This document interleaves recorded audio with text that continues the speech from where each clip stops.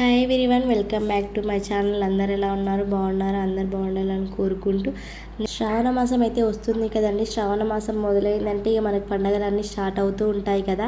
అలా నేనైతే శ్రావణ మాసానికి అయితే ప్రతి ఇయర్ అయితే ఇల్లు దులుపుతూ ఉంటానండి. అదేవిధంగా ఈ ఇయర్ కూడా ఇల్లు దులుపుతామని అయితే స్టార్ట్ చేస్తున్నాను.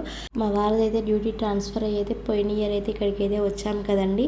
1 ఇయర్ 2 ఇయర్స్ ఉంటారని చెప్పేసి అయితే ఫస్ట్ అయితే డ్యూటీ వాళ్ళు అయితే చెప్పారండి. కానీ మళ్ళీ ఇప్పుడేమో 1.5 ఇయర్ అవుతుంది కదా, మళ్ళీ ట్రాన్స్ఫర్ చేశారని అయితే మా వారితో అయితే చెప్పారంటే డ్యూటీలో. అయితే మా వారికి ఈ మంత్ కానీ నెక్స్ట్ మంత్ కానీ ట్రాన్స్ఫర్ అయ్యే అవకాశం ఉందని చెప్పేసి అన్నారని చెప్పేసి నేనైతే మొత్తం ఇల్లు దులపడం ఎందుకు అని చెప్పేసి అయితే నార్మల్గా పైన దులుపుకుందాం. శ్రావణ మాసం అంటే ఫెస్టివల్స్ అన్నీ ఉంటే ఇల్లు అలా దుబ్బబట్టి ఉంటే ఇలా ఉంటుందండి. నాకైతే అస్సలు నచ్చదండి. అందువల్ల నేనైతే నార్మల్గా అయినా ఇల్లు దులుపుకుందామని చెప్పేసి అయితే నార్మల్గానే కిచెన్లో అయితే అన్ని సామాన్లన్నీ కింద పెట్టుకొని సెల్ఫ్ మొత్తం దులుపుకొని పేపర్లు అయితే మళ్ళీ అవే వేస్తున్నానండి. రీసెంట్గా 2 మంత్స్ బ్యాకే మళ్ళీ ఇల్లు అయితే దులుచుకున్నాను అనమాట. పిల్లలు స్కూల్ స్టార్ట్ అవుతుంది, ఎండాకాలం సెలవులు అయిపోయిన తర్వాత పిల్లలకు స్కూల్ ఉంటుంది కదా, ఇల్లు అంతా ఆగముందని చెప్పేసి అయితే అప్పుడే ఇల్లు అయితే దులుపుకున్నానండి. అప్పుడు 2 మంత్సే అవుతుంది కదా, అంత డిస్ట్ ఏమి ఉండదు అని చెప్పేసి అయితే పేపర్లు అయితే మార్చి మళ్ళీ అవే వేస్తున్నాను. మళ్ళీ ట్రాన్స్ఫర్ అయితే మళ్ళీ అన్ని సర్ది మళ్ళీ సామాన్లు అన్నీ తీసుకోవాల్సి వస్తుంది కదండి. మళ్ళీ డబల్ పని ఎందుకు అని చెప్పేసి అయితే నేనైతే క్లీన్ చేసుకుంటున్నాను నార్మల్ వేలో. ఈ విధంగా అన్నైతే డబ్బాలన్నీ కింద అయితే పెట్టుకొని అన్నైతే క్లాత్తో తుడుచుకుంటూ సెల్ఫ్ మొత్తం నీట్గా పొరకతో తుడుచుకొని పేపర్లు అయితే వేసి మళ్ళీ డబ్బాలన్నిటిని నీట్గా తుడుచుకొని అయితే పెట్టుకుంటున్నానండి. తర్వాతకి మళ్ళీ అన్నీ కూడా శుభ్రం చేసుకున్న తర్వాత చక్కగా అయితే అన్నైతే చదువుకున్నానండి. నాకైతే ఇల్లు గజిర్ బిజిర్గా ఉంటే మాత్రం అస్సలు నచ్చదండి. ఎప్పుడు ఇల్లు చదరాలనిపిస్తే అప్పుడు చదువుతూనే ఉంటాను. ఇప్పుడు ఫెస్టివల్ లేదు కదా అని చెప్పేసి అయితే అలా అయితే ఏం ఊరుకోనండి. పిల్లలు ఉన్నారు కదా, పిల్లలు ఉన్నప్పుడు ఇల్లు ఆగమాగం చేస్తూనే ఉంటారు కాబట్టి నేను ఊకే ఇల్లు చదరడం ఇల్లు దులపడం చేస్తూనే ఉంటాను. ఇంట్లోనే ఉంటాను కదండి. అందువల్ల నాకైతే ఇల్లు అయితే కొంచెం మంచిగా లేకపోయినా అస్సలు నచ్చదనమాట. డైలీ కూడా నీట్గా శుభ్రంగానే రోజు ఇల్లు తుడుచుకోవడము అలా చేస్తూ ఉంటానండి. మా పిల్లలు కూడా చిన్నపిల్లలు కాబట్టి సామాన్లు మొత్తం తీయడము, వాళ్ళకి ఎన్ని సామాన్లు ఉన్నా సరే మన వంట సామాన్లతో ఆడుకోకుండా అయితే వాళ్ళైతే ఉండరు కదండి. మా పాప మా బాబు కూడా అదేవిధంగా వాళ్ళ సామాన్లు అన్నీ ఉన్నా సరే మళ్ళీ వచ్చి గిన్నెలు గంటలతోటే ఆడుకుంటూ ఉంటారు. అలా పిల్లలు నేను ఎంత చదివినా సరే పిల్లలు సామాన్లు మొత్తం మళ్ళీ గజ్జిరి బిజ్జిరి చేస్తూ ఉంటారు. మళ్ళీ నేను సర్దినా సరే మళ్ళీ వాటిని తీసుకెళ్ళి మళ్ళీ ఆగం చేస్తూ ఉంటారు కదండి. అలా పిల్లలు ఉన్నప్పుడు తప్పదు కదా, ఇక చేసుకోవాల్సి ఉంటుంది మనం కూడా పని. అదే విధంగా చికాకేం పడకుండా నేను నెమ్మదిగానే చేసుకుంటూ ఉంటానండి. నేనైతే పిల్లలకైతే అన్నం అయితే పెట్టాను, అన్నం తినిపించాను కాబట్టి వాళ్ళైతే హుషారుగా ఆడుకుంటారని చెప్పేసి నా దగ్గరికి అయితే ఏం రారు, నన్ను డిస్టర్బ్ ఏం చేయరని చెప్పేసి వాళ్ళకైతే ఫుడ్ అయితే పెట్టి వాళ్ళకి తినడానికి అయితే స్నాక్స్ అయితే పెట్టి నేనైతే నా పని అయితే నేను కూడా అన్నం తినేస్తే నా పని అయితే నేను చేసుకుంటున్నానండి. ఇలా చేసుకుంటూ ఉంటే నాకైతే మంచిగా అనిపిస్తుందండి. పిల్లలకి అన్నం తినిపించకుండా నా పని మీద నేను పడితే మళ్ళీ పిల్లలు ఇబ్బంది పడతారని చెప్పేసి అయితే పిల్లల్ని అయితే ఫస్ట్ చూసుకుంటాను. తర్వాతకి కదండి మనకి ఏ పని అయినా. అదేవిధంగా పిల్లలు అయితే అక్కడ కూర్చోబెట్టి నేను కూడా అన్నం అయితే తినేసి ఫస్ట్ కిచెన్ దులుపుదామని చెప్పేసి అయితే కిచెన్ రూమ్లోకి అయితే వచ్చేసి కిచెన్ అయితే దులుపుతున్నానండి. తర్వాతకి హాల్లో అంత సామాన్ ఏమి ఉండదు కదా అని చెప్పేసి కిచెన్ అయితే చాలా టైం పడుతుంది కదా అని చెప్పేసి అయితే కిచెన్ రూమ్లోకి అయితే వచ్చి అయితే కిచెన్ మొత్తం దులుపుతున్నాను.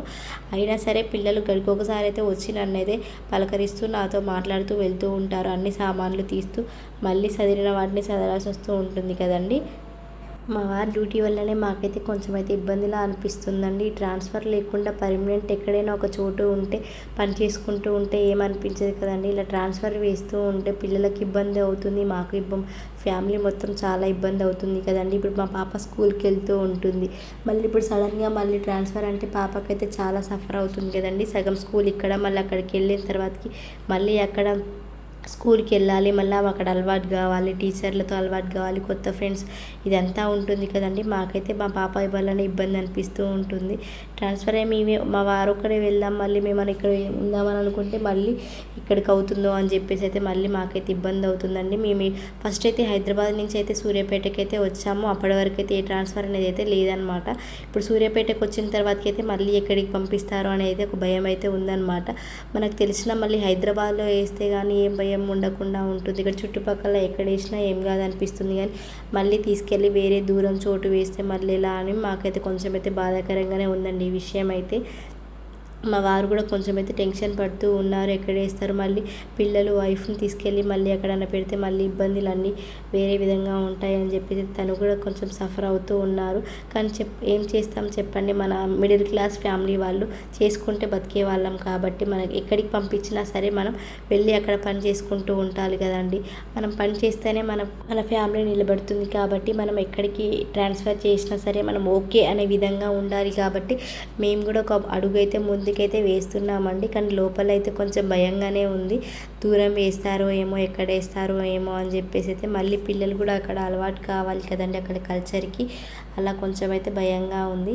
కానీ దేవుడి దయ వల్ల మళ్ళీ హైదరాబాద్లో వేసినా పర్లేదు, ఇక్కడ చుట్టుపక్కల ఖమ్మం, కోదాడ అలా వేసినా ఏం పర్లేదు అనేది మేమైతే అనుకుంటున్నాము.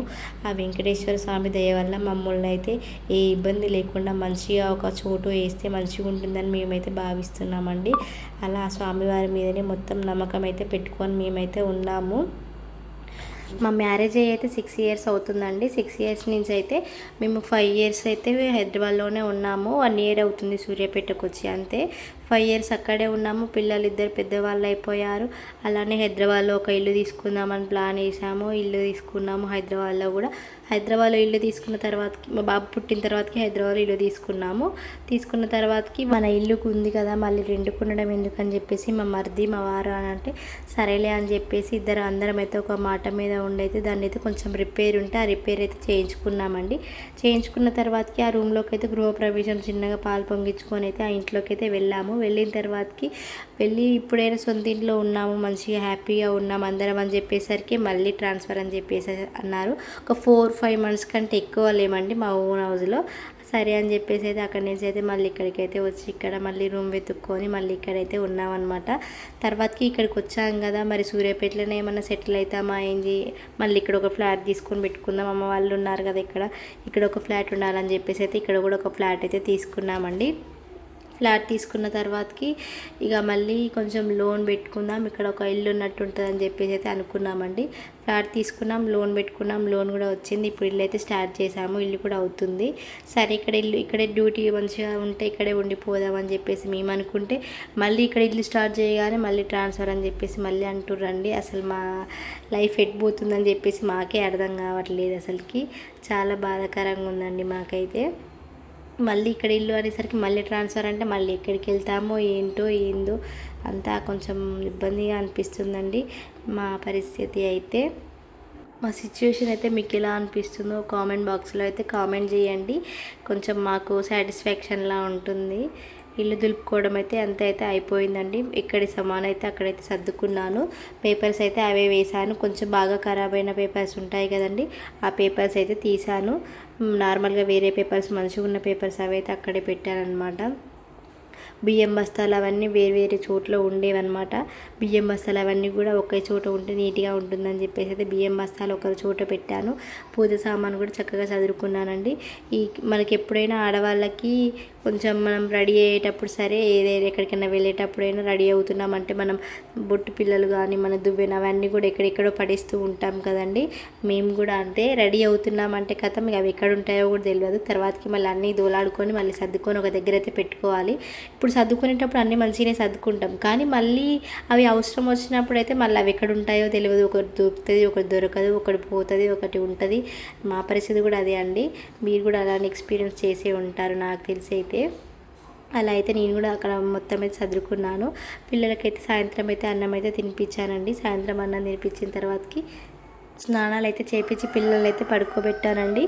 నేను కూడా అలసిపోయాను కదా, అప్పటికే 9 అవుతుంది. పిల్లలకి స్నానం చేపించి అన్నం పెట్టి పడుకోబెట్టేసరికి 9:30, 10 అలా అయిందండి. ఇక నేను కూడా మార్నింగ్ నుంచి ఇల్లు దులిపేసి అలా అలసిపోయాను కాబట్టి నేను కూడా ఇక బట్టలు మార్నింగ్ మడత పెడదాంలే అని చెప్పేసి అయితే నేను కూడా అన్నం అయితే తినేసి మా వారు వచ్చిన తర్వాత అయితే పడుకున్నామండి. మళ్ళీ మార్నింగ్ లేచి ఇంట్లో పని అంతా చేసుకున్న తర్వాత పాప స్కూల్కి, మా వారు ఆఫీస్కి వెళ్ళిన తర్వాతకి అయితే కాసేపు అలా ఒక కునుకు అయితే తీసిన తర్వాతకి ఆఫ్టర్నూన్ లేచి బట్టలన్నీ నీట్గా అయితే సర్దుకున్నానండి. సెల్ఫ్లలో సర్దుకున్న తర్వాతకి ఫ్రిడ్జ్ అలాగే డ్రెస్సింగ్ టేబుల్ అవన్నీ కూడా డీమార్ట్లో దొరుకుతుంది కదండి కోలీన్. ఆ కోలీన్ అయితే మా వారు తీసుకురమ్మని చెప్తే తీసుకొచ్చారండి. ఆ కోలీన్ వేసి తుడిస్తే ఏదైనా నీట్గా అవుతుందని చెప్పేసి కోలీన్ తీసుకురమ్మని చెప్తే మా వారు అయితే కోలీన్ అయితే తీసుకొని అయితే వచ్చారు. ఒకసారి స్ప్రే చేసి మొత్తం నీట్గా తడిబడ్డతో ఒకసారి పొడిబడ్డతో తుడిస్తే మాత్రం చాలా నీట్గా అయితే అవుతుందండి. డ్రెస్సింగ్ టేబుల్ అయినా ఫ్రిడ్జ్ అయినా మనకి ఇష్టం టీవీ అయినా ఏవైనా నీట్గా శుభ్రం అయితే చేసుకోవచ్చు అనమాట. అదేవిధంగా నేనైతే ఫ్రిడ్జ్ని డ్రెస్సింగ్ టేబుల్ అయితే ఈ విధంగా అయితే నీట్గా తుడిచానండి. నేను ఇల్లు దులిపే వీడియో ఎలా అనిపించిందో కామెంట్ బాక్స్లో కామెంట్ చేయండి. మళ్ళీ మేము ఎక్కడికి ట్రాన్స్ఫర్ అవుతాం అనేది అయితే నెక్స్ట్ వీడియోలో చూపిస్తాను. Thank you for watching. Bye friends.